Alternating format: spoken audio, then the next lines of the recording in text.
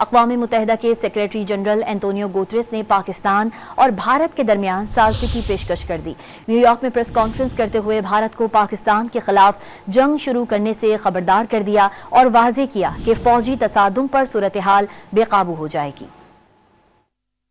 Tensions between India and Pakistan are at their highest in years.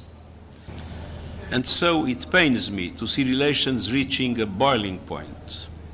It is also essential, especially at this critical hour, to avoid a military confrontation that could easily spin out of control. Now is the time for maximum restraint and stepping back from the brink. That has been my message in my ongoing outreach with both countries. Make no mistake, a military solution is no solution. The United Nations stands ready to support any initiative that promotes de-escalation, diplomacy, and the renewed commitment to peace.